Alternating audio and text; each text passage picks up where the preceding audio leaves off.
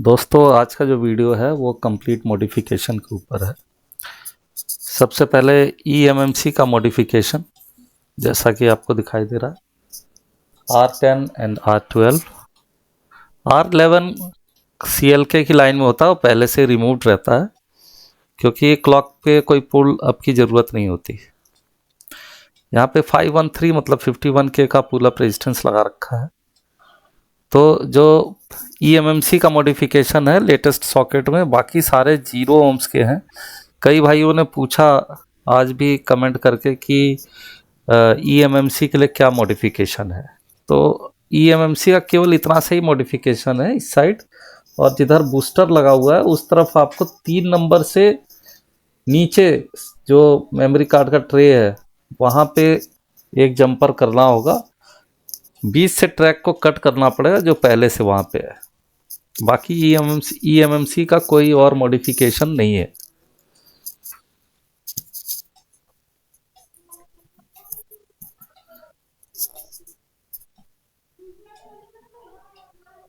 नया सॉकेट है, पहली बार मॉडिफाई हो रहा है। आज ही मेरे पास कोई मॉडिफिकेशन के लिए लेके आया तो मैं उनका मॉडिफिकेशन भी कर रहा हूँ और इसी के साथ आपका भी काम हो जाएगा। तो देखिए रीसेट का रेजिस्टेंस लगा हुआ है यहाँ पे जो कि 0 ohms का है।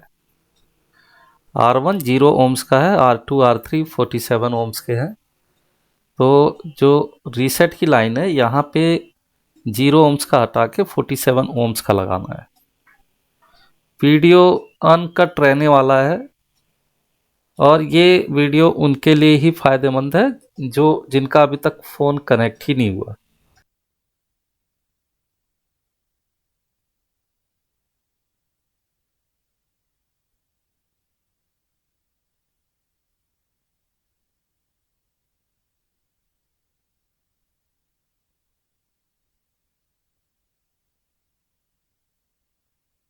तो वीडियो को अनकट, बिना फास्ट फॉरवर्ड किए, बिना स्किप किए देखें।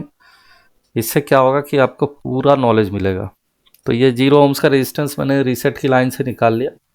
UFS प्रोटोकॉल में रीसेट का बहुत ज़्यादा यूज़ है क्योंकि अगर आप RST नहीं लगाते हो तो फ़ोन आपका केवल PWM गियर 1 या PWM गियर 4 पे कनेक्ट हो। कुछ लेटेस्ट ICs हैं जैसे UFS 3.1 है, ये केवल गियर 1 पे कनेक्ट होती है, उसके बाद हाई स्पीड गियर 1 पे कनेक्ट होती है। तो हाई स्पीड गियर 1 पे कनेक्ट करने के लिए आपको रीसेट लाइन की ज़रूरत पड़ेगी, जंपर करना पड़ेगा। तो यहाँ पे 470 लिखा हुआ है इस रेजिस्टेंस पे, 47 ohms का है।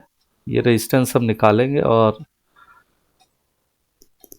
0 ohms जहाँ से हटाया रीसेट की लाइन से वहाँ लगा देंगे।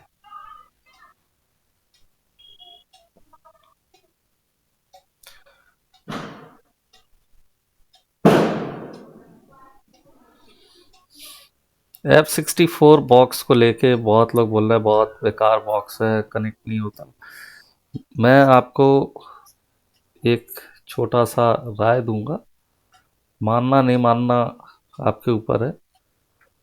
जिस बॉक्स में इतनी सारी खूबियां हैं, अगर उसमें छोटी सी कमी भी है ना, और उसे आप अपने हैंड स्किल से दूर कर सकते हो। एक ही बार मॉडिफाई करने की ज़रूरत पड़ेगी, आप मॉडिफाई कर लो, बहुत अच्छा बॉक्स है।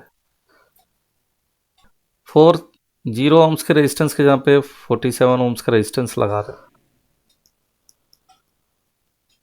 जहाँ पे हीट गन से काम ना करें। हीट गन से काम करने पे सॉकेट, जो ये सॉकेट है बहुत ही मजबूत सॉकेट है, ये डैमेज हो सकता है, पिघल सकता है ज़्यादा हीट लगने से। इसलिए ज़्यादा से ज़्यादा आप आयरन से काम करने की कोशिश करें। मैं टोनी आयरन यूज़ करता हूँ और जो नाइफ बीट है ये बाबा टूल से ख़रीदा हुआ है। ये वाला बहुत ही ज़बरदस्त बीट बनाया इन्होंने। रोज़ किसी न किसी का व्हाट्सएप पे मैसेज आता है, एटलीस्ट 10 से 15 लोगों का मैसेज आता है, सर हमने फ्लैश 64 बॉक्स खरीदा है, कैसे मॉडिफाई करना है। तो इसलिए मैंने ये अनकट वीडियो बनाया है, जिससे कि सबको रिप्लाई देना पॉसिबल नहीं है, पर इस वीडियो के ज़रिए सबका काम हो जाएगा। तो जैसे आप वीडियो देख रहे हो प्लीज़ अपने फ्रेंड्स को ज़रूर ये वीडियो शेयर करें जिससे कि उनका काम आसान हो जाए।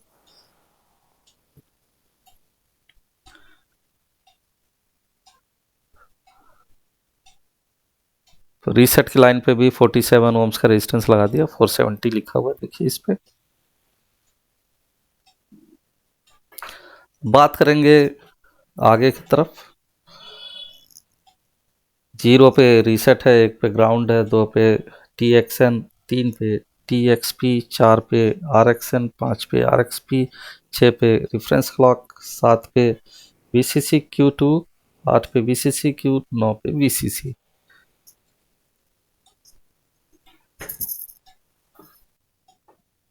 स्विच को पहले चेक कर लेना चाहिए ऑन कंडीशन में क्या कनेक्टिविटी प्रॉपर है या नहीं, क्योंकि मेरे साथ एक केस ऐसा हुआ जिसमें कि स्विच खराब था और मैं बार बार मॉडिफिकेशंस कर रहा था उसमें, पर कनेक्ट नहीं हो रहा था। जब स्विच निकाल के बाद चेक किया तो पता चला स्विच ही काम नहीं कर रहा। हालांकि अगर आप डायोड मोड पे वैल्यू चेक करेंगे, 1 और 2 नंबर के बीच में एक ग्राउंड है, 2 पे चेक करेंगे तो आपको लो वैल्यू का रेजिस्टेंस यहाँ पे मिलेगा अगर स्विच ऑन रहेगा। तो ऑफ रहेगा तो अगर सॉकेट किसी ISP के थ्रू किसी बोर्ड से कनेक्टेड नहीं है तो कोई रीडिंग नहीं आएगा। अगर बोर्ड से कनेक्टेड रहेगा तो कुछ रीडिंग जरूर आएगा, जैसे 300-400 की रीडिंग आएगी। स्विच को चेक कर लिया, T और C के बीच में जो जगह है यहाँ पे स्क्रैच कर ले, जिससे कि स्विच को एक सपोर्ट मिल जाएगा। 3 तरह का मॉडिफिकेशन है, एक 10 ओम्स का है, एक 16 ओम्स का है और एक 22 ओम्स का है। तो जैसे सेरा GSM की केबल है वो 22 ओम्स पे काम करती है, और आगे स्विच में फिर से 22 ओम्स लगाया है जिससे कि जब हम स्विच ऑन करेंगे तो वो 11 ओम्स में कन्वर्ट हो जाए। तो सेरा GSM की केबल दो रेजिस्टेंस वैल्यूज पे काम करती है, जो कि वो TXN को पुल डाउन करती है एक 22 ओम्स पे डिफॉल्ट। अगर उस पर भी कनेक्ट नहीं होता तो फिर वो आपको जैसे ही नीचे एक स्विच लगाने का ऑप्शन उसमें भी दिया हुआ है, स्विच को ऑन करेंगे तो 11 ओम्स का रेजिस्टेंस वहां पे बनता है जिससे वो कनेक्ट हो जाता है। अगर तब भी कनेक्ट नहीं होता आपका फोन, तो उसमें एक स्विच दिया हुआ है जो कि दबाने से TXN ग्राउंड हो जाता है और उससे आपका फ़ोन कनेक्ट हो जाएगा। तो जो सेरा GSM की केबल है उसके 3 रेजिस्टेंस वैल्यूज हैं, 0, 11 ओम्स और 22 ओम्स। अभी ये लेटेस्ट जो मॉडिफिकेशन है, कुछ भाई मुझे बता रहे थे कि ये ब्राज़ील के हिसाब से मॉडिफिकेशन है, बट मैंने यहाँ पे टेस्ट किया, काफ़ी फ़ोन्स मैंने टेस्ट कर लिया इस पे, तो मुझे लगता है कि 16.5 ओम्स इज़ इनफ, और तब भी नहीं कनेक्ट होता है तो आप 22 ओम्स और 11 ओम्स वाला कम्बिनेशन भी ट्राई कर सकते हो। तो जो अभी मल्टी स्विच आ रहे हैं जिसमें 4 स्विच है एक साथ, उसमें 22 ओम्स का है, 11 ओम्स का है, 16.5 ओम्स का है और 0 ओम्स का है, तो 4 पे स्विचिंग होता है उसमें। तो बारी बारी से स्विचेस ऑन करके ट्राई कर सकते हैं किस पे कनेक्ट हुआ। पहले 22 ओम्स पे देख लेंगे, फिर 16.5 पे देखेंगे, फिर 11 पे देखेंगे, फिर 0 ओम्स पे भी देख लेंगे। अभी तक मैंने 0 ओम्स का सहारा नहीं लिया है, तो मैं आपको भी सजेस्ट नहीं करूँगा 0 ओम्स का सहारा लेने के लिए, क्योंकि TXN को ग्राउंड करने से कुछ प्रॉब्लम क्रिएट हो सकता है। स्विच लगा दिया, अब 33 ओम्स के 2 रेजिस्टेंस निकालेंगे। लॉ ऑफ रेजिस्टेंस जो फॉर्मूला है रेजिस्टेंस को मेजर करने का, जब रेजिस्टेंस पैरेलल में होता है तो उनकी वैल्यू कम हो जाती है। फॉर एग्जाम्पल अगर आपके पास 3 रेजिस्टेंस है, एक 22 ओम्स का है, एक 47 ओम्स का है और एक 33 ओम्स का है, अगर इन्हें भी आप तीनों को पैरेलल में कर दोगे तो जो सबसे छोटा रेजिस्टेंस है 47, 33 और 22 में, वो 22 है। और जो रिजल्टेंट रेजिस्टेंस निकल के आएगा, 3 रेजिस्टेंस अगर हम पैरेलल में रखेंगे तो रिजल्टेंट जो आएगा वो 22 से कम होगा। ये एक मैं आपको चीज़ बताता हूँ, इसके लिए आपको हार्ड एंड फास्ट कैलकुलेशन करने की ज़रूरत नहीं है।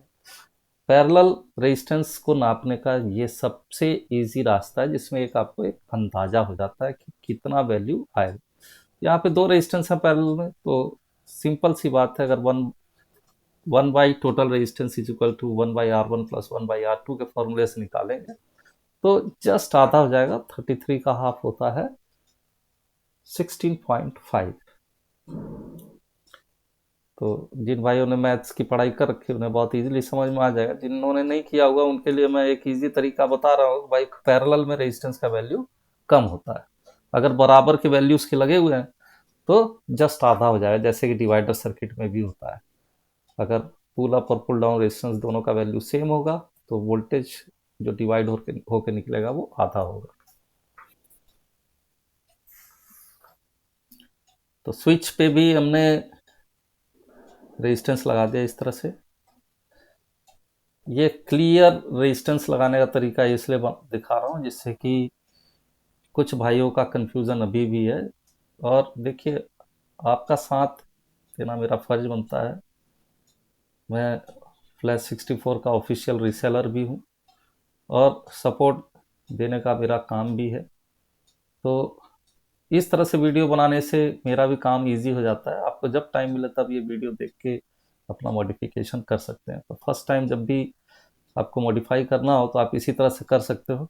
अगर ये मॉडिफिकेशन आप में काम नहीं करता है उस केस में आप R6 पे 22 ओम्स और यहाँ पे एक 22 ओम्स रेजिस्टेंस लगा सकते हैं। उससे आपके पास दो रेजिस्टेंस वैल्यू पुल डाउन करने के लिए मिल जाएगा, एक तो 22 ओम्स का और जैसे ये स्विच ऑन करेंगे तो 11 ओम्स का रेजिस्टेंस जनरेट होगा यहाँ पे। तो सर्किट को समझना बहुत ज़रूरी है। हमें TXN की लाइन को ही पुल डाउन करना है और कुछ भी मॉडिफिकेशन नहीं है। थैंक यू दोस्तों, मिलते हैं नेक्स्ट वीडियो में।